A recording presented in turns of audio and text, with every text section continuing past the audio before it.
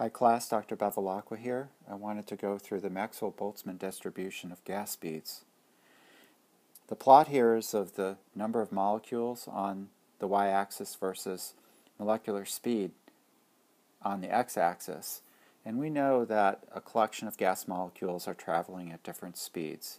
Some will be going rather fast, while some will be going very slow, and most will be going at some intermediate speed. So if we go ahead and sketch out what that might look like, we'll see some kind of distribution like this, typically with a longer tail out to higher molecular speeds. And if we go ahead and we take that gas and we heat it up, we're still going to have some speeds. Notice that this is color-coded with red for hot and blue for cold that are still relatively low. Some of the gas molecules will be traveling even faster, and then many will be at an intermediate speed. Because we have the same number of gas molecules, but we're spreading them out over a greater range of molecular speeds, the maximum will be lower at the higher temperature than it was at the lower temperature. We go ahead and finish that sketch. It'll look something like this. This particular set of plots is for the same gas at two different temperatures, cold and hot. But interestingly, we can go ahead and swap these, changing the cold to the heavy gas and the hot to the light gas, and we end up with the same type of distribution, now for two different gases at the same temperature. These distributions now make sense. We can appreciate that the speed of the molecules are not all the same. Some are going very fast, some are going very slow, and most are going somewhere in the middle. But can we come up with an equation to describe this? Well, remember, as I mentioned in class, that it was Maxwell himself, as a college student, who derived this equation on an exam. And here is the equation, and this is derived using Boltzmann statistics, hence the name Maxwell-Boltzmann distribution. And first off, one of the things that we see in this equation on the left is number of molecules. This is the same as the y-axis up above. Then we have this prefactor. I'm going to focus on this term that's in parentheses. It's raised to the 3/2 power. Each 1/2 comes from 1 degree of freedom, one in the x direction, one in y, and one in z.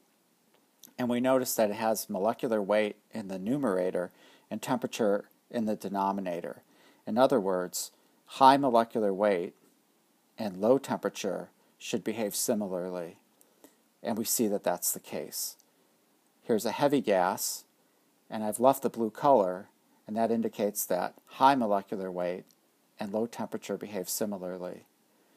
Likewise, low molecular weight and high temperature, left in red, behave similarly. Next, let's think about what molecular weight and temperature in this prefactor do to the value at the maximum. So when molecular weight is high, this prefactor will be bigger than when molecular weight is low, and we can see that that's the case. Here's high molecular weight, and it has a higher maximum than lower molecular weight, which has a lower maximum.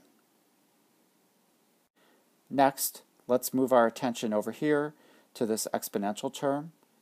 This is the one that we would expect for a Gaussian, for a normal Gaussian, and we can see that in the numerator is kinetic energy, 1/2 mv squared, and in the denominator is thermal energy, RT. This reminds us of the scale height equation in which we were comparing thermal energy, RT, in that case to the gravitational force.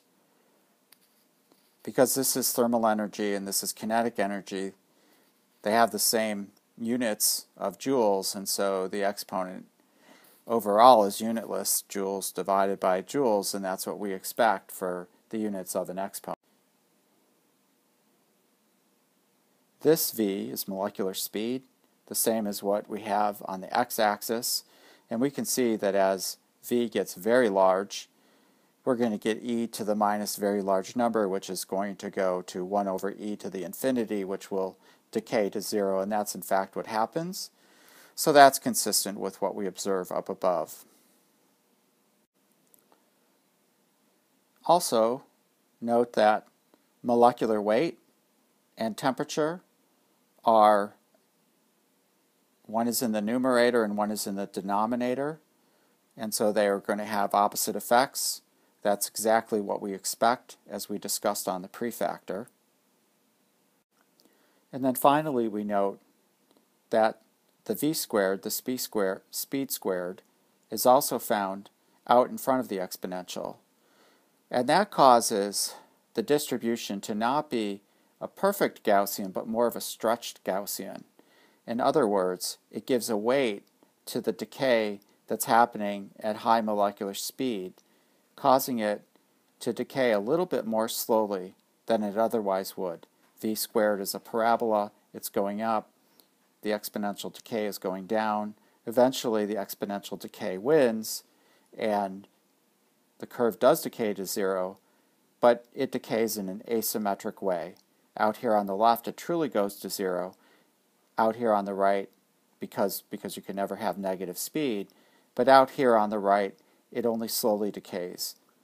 And so as a result, the root mean square speed is not here. This is the most probable speed, but the root mean square speed is offset to the right slightly due to the contribution of molecules with very high speed.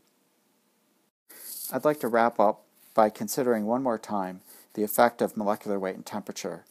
We can see them here in the exponent.